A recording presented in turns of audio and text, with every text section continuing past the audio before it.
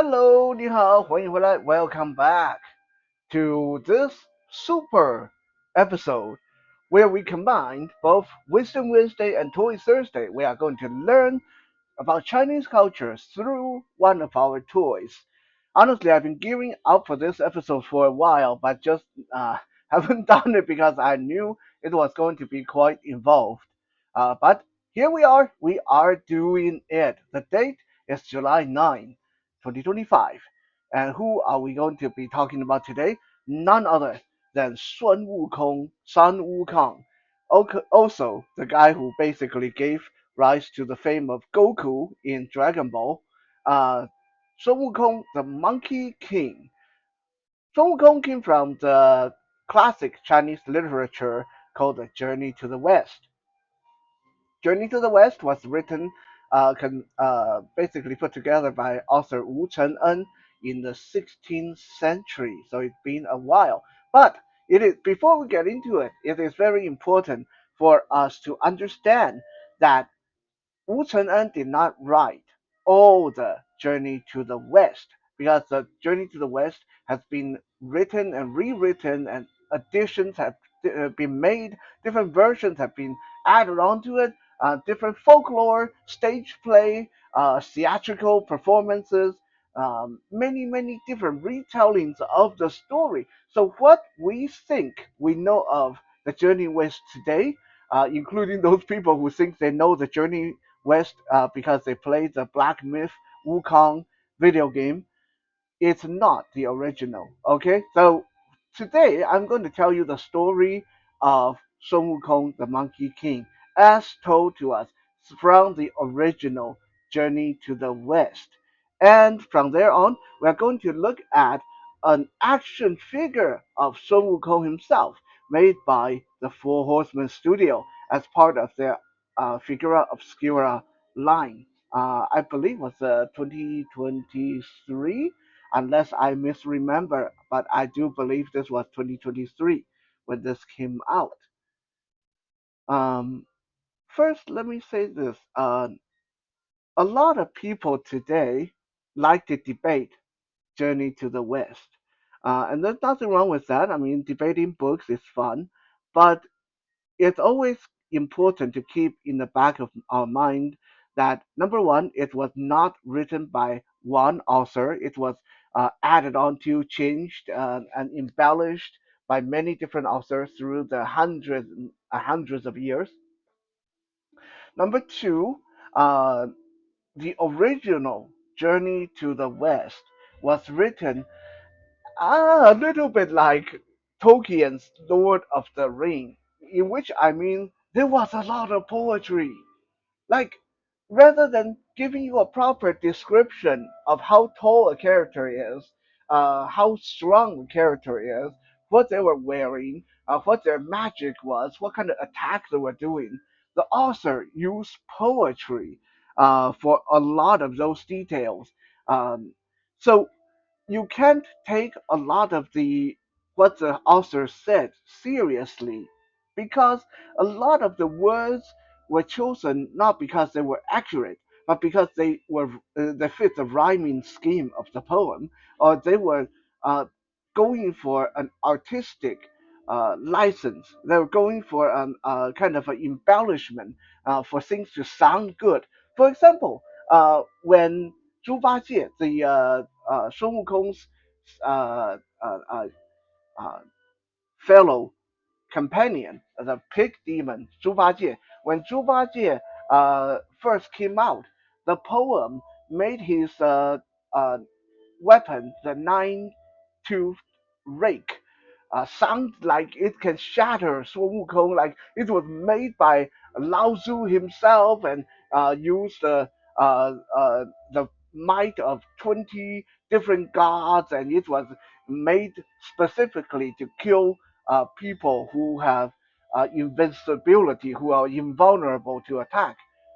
If you look at the entire Journey West, who are who's invulnerable to attack? Like really, no one other than Sun Wukong. Okay, Sun Wukong is the only one who not only is he invulnerable to attack, he has multiple levels of invulnerability and immortality. We'll get to that when we talk about Sun Wukong's story. So, uh, when you read the original Journey to the West, when Zhu Bajie fought Sun Wukong, and the poem that talked about Zhu Bajie's weapon basically specifically said this weapon was made to kill Sun Wukong, right? And then the funny part is Sun Wukong basically heard Zhu Bajie introducing his weapon, and Sun Wukong was like, "Really? You mean this thing can hurt me? Okay, tell you what, I'm going to stand here and let you whack me on the head one time with it because I want to see if it's true or not." That's how crazy Sun Wukong was. Like how confident Sun Wukong was in his ability, in his immortality and invulnerability, that he would actually stand there and let Zhu Bajie smack him over the head with this weapon, which was the author himself said it's specifically made to kill Sun Wukong. And so, so he stood there, and Zhu Bajie said, "Okay, if you want it," and then he smacked the monkey over the head with the nine-tooth rake, and nothing happened. Like Sun Wukong didn't even bleed. Okay, so that is just one prime example that I want to give you guys. Okay, a lot of the original text were in poetry, and as a result, a lot of things got mistranslated. People took it as, oh, this weapon was meant to kill Sun Wukong. But this means Zhu Bajie was stronger than Sun Wukong, and he's an assassin sent by the Jade Emperor specifically to kill Sun Wukong. No, okay, that you can't take a lot of those texts seriously. Those texts were there just to make a good poetry and nothing else. They were not supposed to be part of the plot. Okay, um, that is very important when you read the Journey to the West. Another thing, one more thing before we get into the story of who Sun Wukong is and his origin. I'm not going to talk about the actual journey to the west part where he's guarding the holy monk Tang Sanzang, and him and Zhu Bajie and Sha Wujin, the three disciples, guard Tang Sanzang, and they travel to the west and fight a different demon every week, and it turns into like a weekly episode, who like a 16th century Power Ranger or a 16th century Ninja Turtle, like who is going to be the bad guy this week? Oh, it's going to be the skeleton demon. Okay, don't worry. We have Sun Wukong and loyal Zhu Bajie and Sha Wujin, who is going to protect their master and vanquish the skeleton demon. And next week, watch as they defeat the evil spider demon. No, like literally, it literally went like that. Okay, so we are not going to talk about that part because honestly, there's a lot of other videos about the journey to the west, which demon did what, and who had what kind of magic. And the time is kind of limited. We don't have time to sit here all day long. So I'm just going to tell you the story from the birth of Sun Wukong to when he got trapped under the five element mountain by Buddha. And that's going to be the arc we talk about. Also, because we're talking about the original Sun Wukong, I want to mention this. A lot of time, the Sun Wukong you guys see in video games and movies and portrayals today is not the original. It's not how Sun Wukong was all meant to be. The Sun Wukong you guys are used to seeing today is this majestic monkey king, or martial art monkey monk kind of guy. Like he's kind of cute, kind of cool looking. Okay, the original Sun Wukong was nothing like that. If you go by the original text written by Wu Cheng'en describes Sun Wukong as only about 3 feet tall, not even 4 feet tall, and he had basically a big forehead, sunken in face, and his mouth looked like the beak of a bird, and he was like red hair and got fangs in his mouth. Like the original text wanted you to understand that Sun Wukong, Zhu Bajie, Sha Wuqing, all three disciples, none of them looked like humans. None of them looked good. They were all demonic looking creatures that were seeking atonement and redemption. Later, because they wanted to make Journey to the West more child friendly and more something that people would watch as a family drama, so they have to tone down the image of these horrific monsters to make them look more heroic, to make them look more cute. So Zhu Bajie looked like a cute pig rather than the wild boar that he was supposed to be. And Sun Wukong looked like a noble monkey king rather than the demonic, mutated monkey creature that he started out as. There's so much that we can stand here and just talk about the journey to the West and how it evolved and changed through the year, but that would take too long. So we are going to jump right into Sun Wukong's story. Who is Sun Wukong? How did he come about? What did he do? Okay, as according to the original text written by Wu Cheng'en himself back in the 16th century. But before that, let's look at some packaging art of the Sun Wukong action figure made by the Four Horsemen.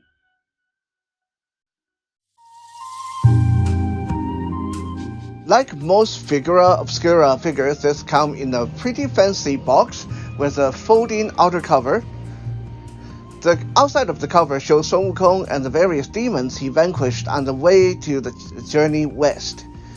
Inside of the cover can make a nice backdrop for your action figure photography. It displays the mountain of flower and fruit where Sun Wukong was born. Inside the box, you get Sun Wukong himself, 3 pairs of hands, 2 heads, 4 faceplates, his golden rod weapon, and various scrolls and other accessories. Be careful you don't lose the peach like I did.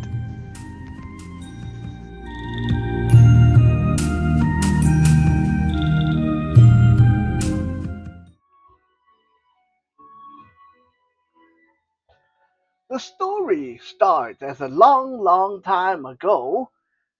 Uh, the world we're in was split into 4 continents. Okay, we are not talking about Asia, America, none of that. Okay, it's not real geography. This is the geography laid down by, surprise, surprise, Buddhist text. So, in the original Buddhist text, it says the world was separated into 4 pieces of land, 4 continents: the West continent, the East continent, the North continent, and the South continent. I mean, they have more complicated name in their Mandarin counterpart, but I don't want to stand here and just rattle off a bunch of Mandarin words, and no, it's not that important to the story.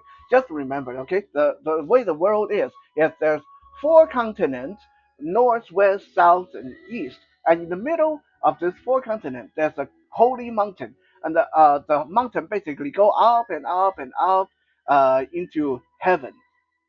Um, and up there in heaven, there's the Jade Emperor and the heavenly court, and a bunch of different gods and goddesses, and Buddha and his various disciples. And the southern part of the world was the dominion of Guan Yin Buddha. So a lot of people think that Guan Yin works for Lord Buddha. I mean, maybe in the beginning, but uh, in the journey to the west, Guan Yin is pretty much forced all onto himself. Did I just say himself? Yes. Guan Yin Buddha has always meant to be male. Okay, it's just like in I talked about this before. It wasn't until later in uh, a lot of mistranslated stage plays and movies that people thought Guan Yin was meant to be female, and that kind of stuck after a while. So Guan Yin kind of took on this Madonna or goddess or Isis or Maria, that kind of connotation But no, Guanyin always was meant to be male. And when Journey to the West was written, the Guanyin was supposed to be male, not female, uh, contrary to what's portrayed in popular culture. Okay, so that's basically the shape of the world. Four great pieces of land and a holy mountain in the middle that lead all the way up to the heaven, and then the Lord Buddha and his disciple rules the west, and Jade Emperor and his people rules the east, and Guanyin Buddha rules the south, and then there's a northern, great northern god, Zhen Wu Dadi. We actually had an episode on Zhen Wu Dadi before, but he's not really all that relevant to Journey to the West, so we won't talk about him. Okay, that's very simple. Okay, four pieces of land, one mountain in the middle. On the one of these pieces of land, there was a great mountain called the Mountain of Flower and Fruit. And surprise, surprise, the mountain of flower and fruit was home to millions and millions and millions and millions of monkeys. There's a big monkey, small monkey, chimpanzees, apes, and macaques, and all kind of different kind of monkeys, and they all played and lived in happy harmony. Unbeknownst to the monkeys, the mountain of flower and fruit was a very special place. This mountain was situated in a very powerful feng shui location, which allowed the trees and the monkeys and the mountain and the rocks to soak up a lot of energy from the heaven and earth.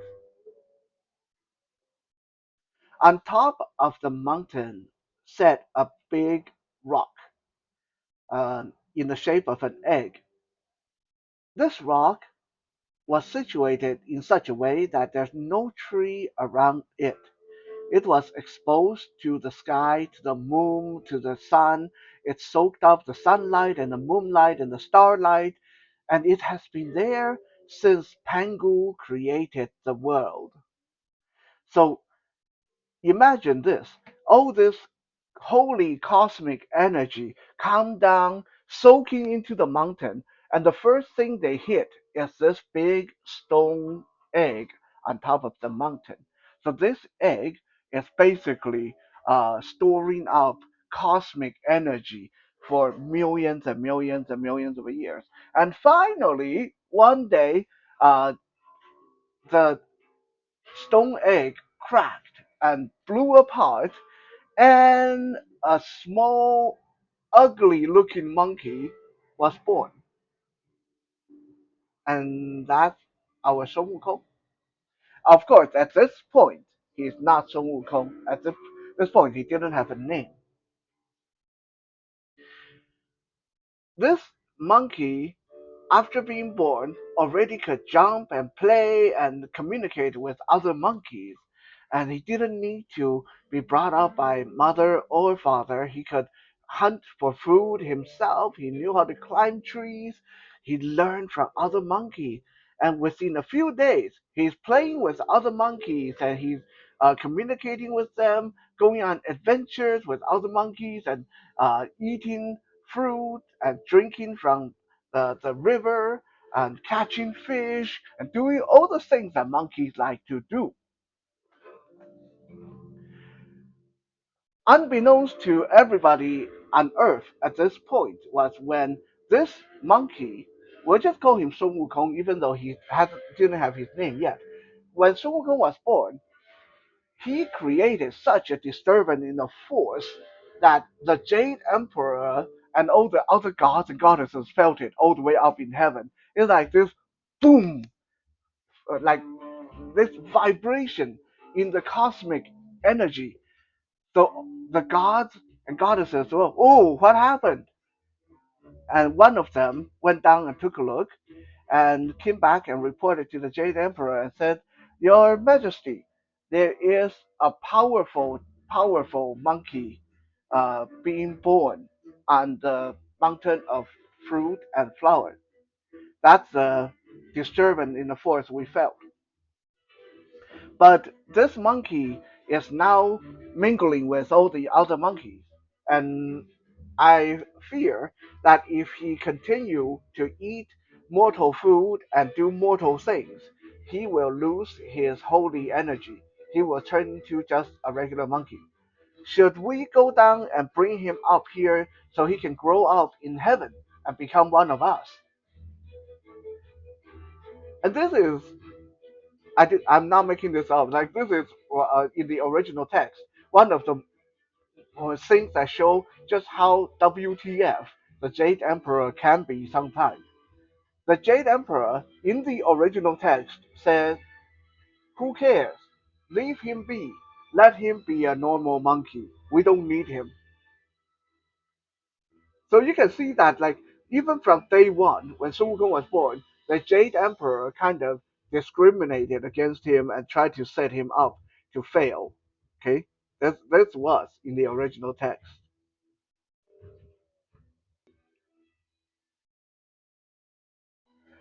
Years went by, and our little monkey, our little stone monkey, grew up into a very strong young monkey. And he was like the leader of the pack, and they go on adventures and all that stuff. One day, while the monkeys were looking for fish and treasure along the river, they came across this gigantic waterfall. This waterfall seemed to have the power of the entire ocean. It thunders down the cliff, and it seems like anything that get caught in that waterfall would get totally destroyed. One of the monkeys said, "If any one of us can jump into that waterfall and swim back out, we will make him our monkey king." Okay? This is like a nasty, nasty monkey. Like, this is the equivalent of you and I standing on the side of a highway, and there's a lot of traffic going on the highway, a car going by really fast, and I tell you, "Hey, dude, if you can walk across that highway and come back and be alive, then I'll call you boss." Basically the same kind of thing. Okay, this monkey was basically setting other monkey up. Yeah, any monkey can jump in and swim into that waterfall and swim back out to be the monkey king. Well, being full of testosterone and didn't know any better, our stone monkey, Sun Wukong, said, "I'll do it," and he jumped in and swam under the waterfall. Was he really that brave? No. The original text actually said he closed his eyes and took a deep breath and jumped in and expected to die. Okay? But to his surprise, the waterfall was only a front. There was a big, elaborate cave behind the waterfall, and this was not just any old cave. This cave was constructed to be like a palace. Right? There's a bridge in the cave, there's a building, and there's stone bed and benches and uh, food and storage and treasure.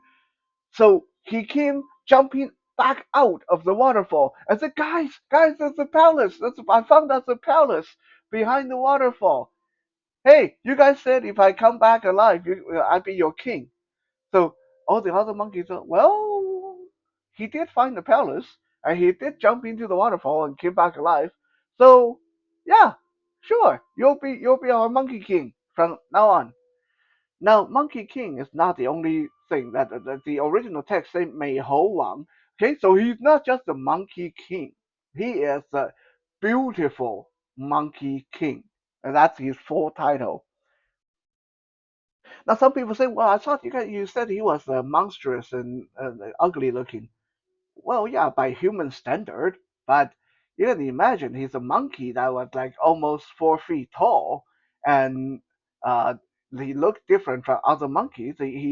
To them, he probably looked like the most beautiful, most noble looking monkey in the world, and like considering he was twice the size of any one of them.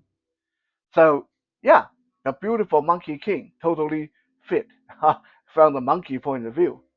Anyway, we go forward because not much happening at this point. The monkey moved into this new palace under the waterfall, and this new palace is called the Sui Lian Dong, basically water curtain cave. What's interesting about this palace was it obviously was constructed by a god or immortal or someone, someone who has abandoned it and just left it there.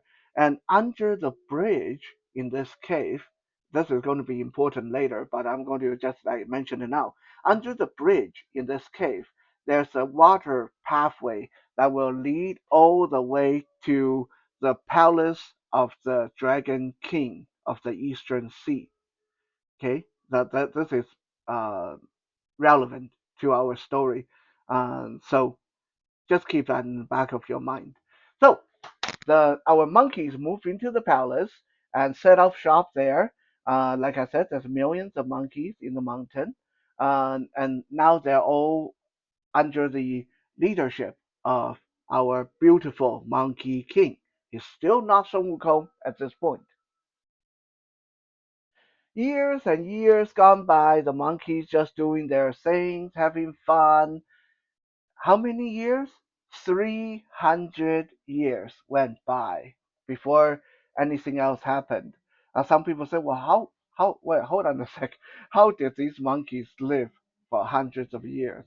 Well, for Sun Wukong himself, obviously he's not a normal monkey. He's like born from the cosmic energy soaked up by the stone on top of the mountain. So it's not surprising that he's immortal.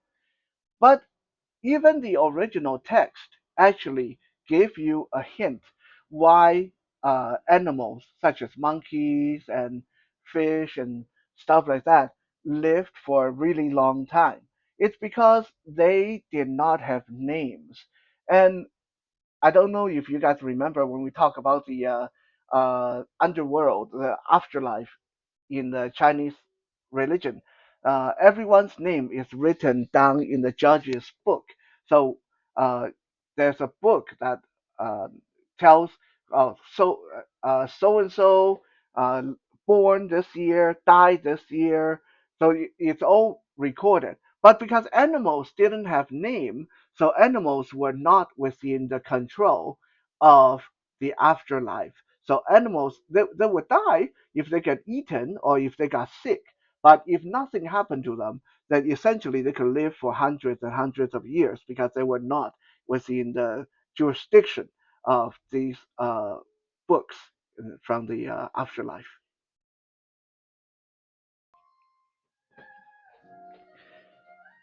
One day, 300 years later, after they find the Shui Dong cave, the monkeys were doing their monkey thing, eating, drinking, having fun, and suddenly Sun Wukong, our beautiful monkey king, put the food down and started crying. And the monkeys around him were shocked because they'd never seen their king cry. They're like, my lord, what happened? Is the banana bad? Is the coconut bad? What happened? Why are you crying? And the Monkey King said, I'm sad because I can feel that my time is going to come soon. Yeah, I am immortal, but uh I'm not a god. I'm not a sage. So I know that my time will come and I will die, or I will get sick, or one day something's going to eat me. I don't want to die. I enjoy being with you guys. I enjoy being your king. I enjoy leading you guys on adventures. I don't want this party to end. And one of his monkey advisors, yeah, in the original text, Sun Wukong was not the only special monkey. There was actually four monkeys on the mountain of flower and fruit that were kind of special, like Sun Wukong. They were not as powerful because they didn't have his good fortune, but they were very smart and they all lived for hundreds and hundreds of years. So don't make yourself think that Sun Wukong was the only special monkey. There were quite a few of them. Now, anyway, one of his special monkey advisors said, "My lord, congratulations!" And the Monkey King said, "Congratulations for what? I just told you. I can feel that my time is going to come soon. I'm going to die. What are you congratulating me for?" Uh, the advisor said, "Because if you are thinking about you don't want to die, if you're thinking beyond doing just monkey things, you're thinking beyond just having fun, that means you are starting to feel the teaching of the gods. That means you have potential. You are not meant to just be a monkey. Go out into the world and find a great sage or great immortal that will show you the way to become a god." The Monkey King said, "But where should I go?" The old monkey said, "Well, I don't know. If I knew, I would have gone by now, but I don't know. I just know it's out there. Why don't you, ah, why don't you go to the human cities and learn from the human? Because humans always have these religions. They have temples. They have monks. I'm sure they can tell you where the gods can be found." So our Monkey King said goodbye to his people and set out on a canoe to find the human village. For years, he drifted on the ocean, and finally, he came to the western uh, continent. And here at the western continent, he stole a, an outfit from a fisherman, and so he could walk like a man, walk like you, talk like you. Ooh, ooh, ooh, yeah, a little bit Jungle Book shout out here. So he started imitating human and learned the human way and learned to talk like human. And pretty soon, well, pretty soon, meaning a couple of years, but hey, this guy's already lived for 300 years, so a couple of years, it was pretty soon. Pretty soon, he heard that there was a sage, uh, hermit sage, living on the eastern continent. So he had to get back in his canoe and paddle for years to get over to the eastern continent. And while he's on the eastern continent, he walked around, talked to a lot of people, learned more of the people's way. Finally, I'm kind of jumping forward a little bit. There's a lot more in the original text, but it's not all that important. Just talk about the people he met and what they said and all that stuff. But we are going to run out of time, so I'm jumping forward. He finally tracked down this hermit, this great sage, who agreed to teach him. He stayed with this sage for 10 years, and at first the sage taught him how to become truly godly. His body became godlike, his mind became more mature. He started to understand the teaching of Taoism and Buddhism, and he really embraced his immortality. But then one day, his teacher told him, "Hey, you're doing really good. You're effectively godly now. You're effectively beyond death. But I need to tell you that because you are a monkey, the Jade Emperor will not allow you to do this. So any creature that become unauthorized god, for lack of a better term, will get struck down by lightning. So I have to teach you a trick to avoid that." So his teacher, the great sage, taught him the 72 transformation trick. And so a lot of people think the 72 transformation just means he can shapeshift into cool stuff. He can turn himself into a mosquito. He can turn himself into a bee or wasp or a spider. It's Yes, he can do that, but the purpose of the 72 transformation was to avoid detection by the Jade Emperor, which means anytime the Jade Emperor sent lightning down to strike him down, then all he have to do is whoop, turn himself into a wasp or turn himself into a snake. Then the lightning would miss him because the lightning's looking for a monkey, right? So that was what the 72 transformation was intended for.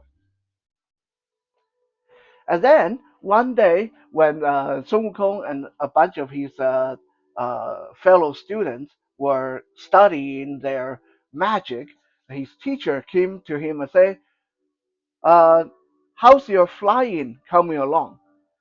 Remember, he's almost a god now, so yeah, he learned how to fly.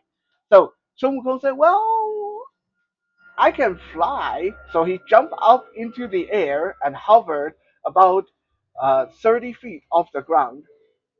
And the teacher said, "That's not flying, that's hovering."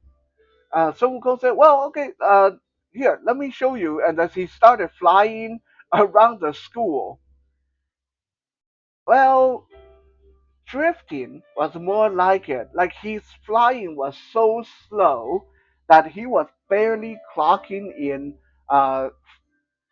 2 miles an hour, going by modern calculation. And his teacher started laughing. His teacher said, "Dude, that you might as well walk. That's like so you're flying so slow. Like, can you do it faster?" And Sun Wukong said, "I can't. I don't know how." So his teacher said, "Oh well, that we can't have that. What good is flying if you can't fly faster? Tell you what, I'll teach you the special somersault cloud." "What is somersault cloud?" asked Sun Wukong. The teacher said somersault cloud is a special flying technique that with one somersault you can travel over 100,000 miles. And so that was the third trick his teacher taught him. First was immortality. Second was the 72 transformation. Third was the somersault cloud. It was at this school, studying under the great sage, when he received his official name, Sun Wukong. Sun, because Sun was from the word Hu Sun.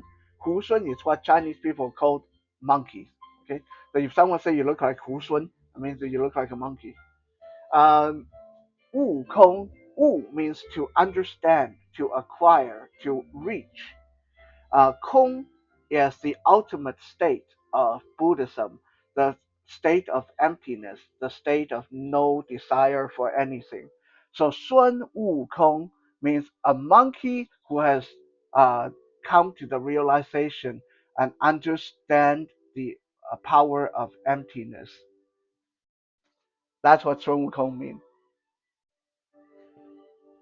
Unfortunately, Sun Wukong was, still a monkey at heart. So one day he was with a bunch of his classmates, and he started to boast about his 72 transformation technique. And his other students asked, "Can you turn into a tree?" And he said, "Yes." And whew, he turned into a tree. "Can you turn into a bear?" "Yeah." Rawr, and he turned into a bear. Oh, all the other students were very amazed and applauding and cheering. But then the teacher came over and the teacher looked furious. The teacher said, "I taught you the 72 transformation for you to survive the lightning strike from heaven. I did not teach you the 72 transformation for you to impress others with. You are my student. You will not embarrass me by doing tricks like a common monkey. I'm done with you. I'm ordering you to leave this school, and from now on, you're not allowed to tell anybody you're my student. So sad but satisfied, Sun Wukong left his teacher and went back to the mountain of flower and fruit. Now, some people, when they get to this part, they'll say that, whoa, whoa, whoa, like he just was showing off. Is it that big of a deal? Why did his teacher kick him out and was so severe with him like that? Think about it. His teacher taught him a technique to go against the lightning strike sent by the Jade Emperor. If he allowed him to stay in the school, especially now all the other students knew about this technique, the Jade Emperor was going to have issue with the teacher. So the only way for the teacher to save the school and keep everyone safe was to kick Sun Wukong out and have nothing to do with him ever again.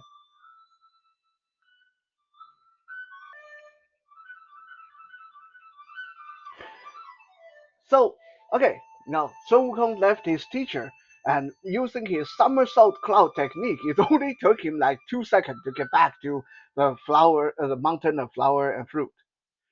Before he even got back to his palace, he heard all this screaming and crying, "Save us! Save us! Oh my God, please save us!" And he's like, "What the hell?" And he went in there and he saw that all his monkey subject, they were uh, like in really poor state. Some of them were injured, and a lot of them were missing. And he's like, "What happened? What happened? What happened?" Like, the monkey said, "Oh my God, my lord, my beautiful Monkey King, we're so glad you're back. While you were away, there was a demon king from the next mountain over. He called himself 混世魔王, the chaos demon king. He came and wanted to take over our palace. But because we knew you were going to be back one day, so we defended our palace with everything we got. But we cannot hold up against him and his demonic forces. He's so scary. Well, and we were fearing that if you weren't back soon, that we would all be captured or eaten." And Sun Wukong was mad. Like, what? While I was away, someone was picking on my monkeys? We can't have that. Especially now that I learned all these new tricks and new powers, I gotta go and deal with this guy. So he did a somersault and went over to the next mountain and found the palace of the Chaos Demon King. And he stood outside the palace and shouted, "Come out! Come out! Come out! Whoever's been killing my monkeys, come out!" And the Demon King, like inside his palace, and I said, "Who is shouting outside my gate?" And the little demon followers came and reported and said, "Oh, there's a monkey outside, my lord. There's a monkey. It's just an ugly monkey. He said he's the Monkey King, and he's come to challenge you." At first, and again, this is the original text, because if you look at the modern adaptation, they make the fight really short, and just like the Demon King sucks. I mean, he kind of sucked in the original text too, but it's what's interesting in the original text was the Demon King asked, "What does he look like?" And he actually looked a little bit worried. And the little demon follower said, "Oh, my lord, he's just like 3 or 4 feet tall. He's a little bit larger than the other monkeys, but uh, he's wearing human clothes. He's dressed in red clothes, and he got a belt around his waist. He looked like a Taoist monk. Um, but my lord, he's just a larger than normal monkey." And the demon lord was like, "Oh, I got I thought the Monkey King would be someone scary, powerful. Just a just a regular monkey. I'll go deal with him." And so the demon king come out of his palace And the original text says the demon king was almost 10 feet tall. Like this was a gigantic demon. He was carrying a gigantic sword and wearing gigantic armor, and he came stomping out of his palace. And who dares to challenge the Chaos Demon King? Who, who, where? And he's like looking all over the place, could and didn't see anyone. Well, you gotta imagine, he's 10 feet tall, right? So he's up there looking around, and Sun Wukong is like down here, 3 feet tall, down there, like way below his belt level. So Sun Wukong got annoyed and then, hey, insert your own swear word here. Hey, you blah blah blah. I'm down here. Okay, your granddaddy, the Monkey King, is here to settle the score. I hear that you've been eating my monkey, so I'm here to defeat you. Okay, we're not going to go through the whole entire fight because we are really running out of time today. But suffice to say, Sun Wukong dispatched the Demon King in short order and rescued all the captured monkey and brought them back to the mountain of flower and uh, fruit. Why is this battle important? This battle was significant because this was the first time in his life that Sun Wukong killed another creature. Okay, that his entire life, this was his first kill. And also, this was after this experience that he realized that, hey, the Demon King has a big sword. I should get a weapon too. So he started thinking, oh, what weapons would be good for me? I can go over to the human cities and buy weapons there, but those weapons are too small, too flimsy, they're too light for my godly hand. And this was when the old monkey advisor, yeah, he's still alive. The old monkey advisor said, my lord, remember there's a passageway under our bridge that go all the way to the palace of the Eastern Dragon King. Uh, why don't you go to the Dragon King and ask him for a weapon? The Dragon King always have a lot of treasures. The Monkey King said, "Oh, great idea!" So he went down into the watery passage using his magic so he wouldn't drown, and swam all the way to the Eastern Sea. And it was there when he was at the Eastern Sea. He talked to the Dragon King and he said, "Hey, Dragon King, I'm here to visit you, and I hear you have a lot of good shit. Can I have a weapon? I just want a weapon." And the Dragon King was like, "Okay, well, fine.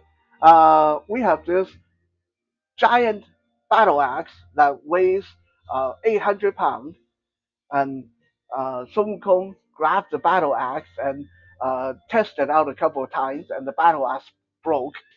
Uh, the Dragon King said, "We have this spear that weighs uh, six 6,000 pounds," and Sun Wukong took the spear and tested out, and it broke. Long story short, he broke a lot of the all the best weapons the Dragon King had, and the Dragon King said, "I'm sorry, I don't have anything that for someone as strong as you are." The Monkey King said, "No, no, no, I'm sure you have something. Okay, I want the heaviest thing you have." The Dragon King said, "Well, the heaviest thing we have is this pillar in the middle of my palace. This was left over by the human emperor Da Yu when he was measuring the depth of the ocean. So this pillar was a godly device, but it's not a weapon. It's just a pillar used to measure the depth of the ocean." And the Monkey King said, "Well, let me see." And he went over to the pillar and he said, "How heavy is this pillar?" And the Dragon King said, "Well, it's like 8 tons." And the Monkey King put his arm around the pillar. It's really big, right? Don't forget, he's only 3 or 4 feet tall.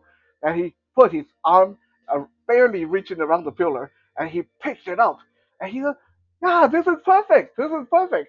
But it's too big. It's too big. Uh, if it was smaller, it would be great. And just as he said it, the pillar shrunk, uh, became a little bit skinnier, a little bit shorter, and the Monkey King was like, "Whoa, what's the deal with that?" And the Dragon King said, "Well, I told you it's used for measuring the depth of the ocean, so it obviously can grow and shrink, so it can measure a different part of the ocean. Otherwise, it's too hard to move around." So the Monkey King said, "Perfect, perfect. I want you. I want this."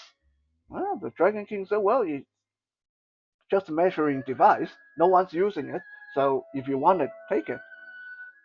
So that's where the golden rod, that weapon he used, came from. It's actually a pillar from the middle of the ocean, left there as a measuring device. It wasn't even meant to be a weapon. But after this, the Sun Wukong said, "Well, I have a problem." The Dragon King said, "You are a problem. Okay, you broke a lot of the weapons, and now you're taking my pillar. What else do you want?"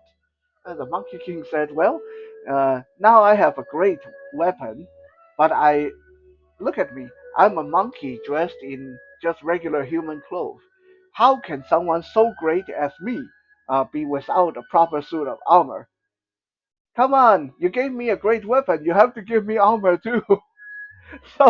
so after being bullied for a little bit, the Dragon King coughed up the suit of armor, the phoenix crown, and the golden armor, and the cloud walking shoes, uh, which we'll see on the action figure when you look at the action figure.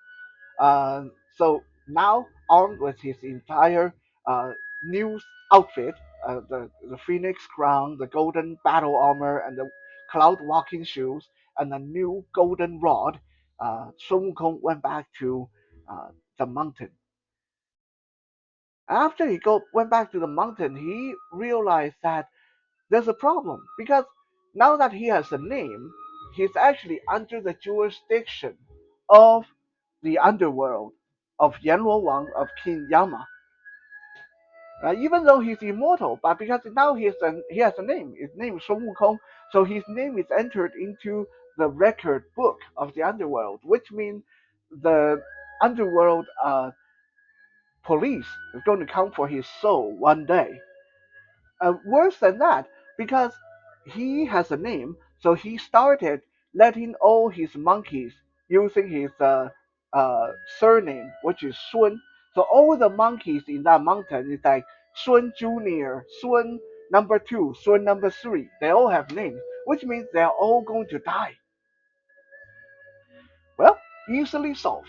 So, armed with his new battle armor and a golden rod, Sun Wukong busted his way into the underworld and held the King Yama, held the Yanluo Wang hostage and forced Yanluo Wang to remove anyone with the name Sun from the book of life and death. Well, needless to say, first he bullied the Dragon King, and then he bullied the King of the Underworld. And so both of them reported him to the Jade Emperor. They went up to the Jade Emperor like, "Hey, can you do something about this monkey? He's like really scary, and he's such a bully. He came and changed the book, and he came and stole the my armor and weapon. Can you guys do something about him?" At first, the Jade Emperor was going to send troops down to arrest and kill Sun Wukong, but then one of his advisors said, "This monkey is really strong. Might not be a good idea to do this the hard way. Why don't we get him up here in heaven and just give him a random title so he can be under our sun and he wouldn't be out there causing problems." So they did. But here's the problem. Jade Emperor, like I said, Jade Emperor is kind of a WTF person. So rather than giving Sun Wukong a proper title, he gave him a really messed up title that really insulting and like the lowest of position. Basically, made him the stable boy. And when Sun Wukong found out that, oh, the Jade Emperor just made me a stable boy, the laughing stock of heaven, he got mad and he rebelled. And long story short, he beat up a lot of gods and goddesses. And during this time, he ate the peach of immortality from the Jade Emperor's garden. Uh, Eating one of these peaches would make you a god. He ate almost an entire orchard of them. Okay, and then he stole the heavenly wine from the banquet that they had in heaven, drank that, and then he stole the elixir of immortality from Lao Tzu himself. Lao Tzu is like the grand master of Taoism. He ranks even higher than Jade Emperor, and Sun Wukong stole the elixir of immortality from him, all during this big fight and rebellion and all that stuff. So this is why I said Sun Wukong is not just immortal and invulnerable. He has many, many, many layers of immortality and invulnerability. First, from what his teacher taught him, when he first became immortal, and then from the peach of immortality, he ate a whole orchard of them, and then from the heavenly wine from the banquet, and then from the elixir of immortality he stole from Lao Tzu. So you can understand why Sun Wukong was so badass in the story. It's because he got layers and layers and layers of uh, protection on him, on top of his original, already impressive abilities. So in the end, when no one could deal with this crazy, pissed off monkey, the Buddha showed up and finally was able to trick Sun Wukong into being pinned under the mountain of five elements. And for punishment for daring to go against the Jade Emperor and the heaven, the Buddha made him lay under that mountain for 500 years. And the condition was 500 years later, a holy monk from Tang Dynasty will come by on his way to the Western continent. And you are to be his bodyguard. You are to safeguard him and bring him to Buddha. And that's the only way you are going to be let out from beneath this mountain. And so our Monkey King got trapped under the mountain, could not move, could not eat, could not drink for 500 years. And finally, his this monk, Tang Sanzang, on his way to the west, came by, and well, the rest was the journey west. Uh, the part that we're not going to talk about today. Anyway, this was a lot longer than I thought. So let's cut it off here, and we'll look at the some posing photos of the action figure by the four horsemen of Sun Wukong, and then we'll come back and talk about the action figure.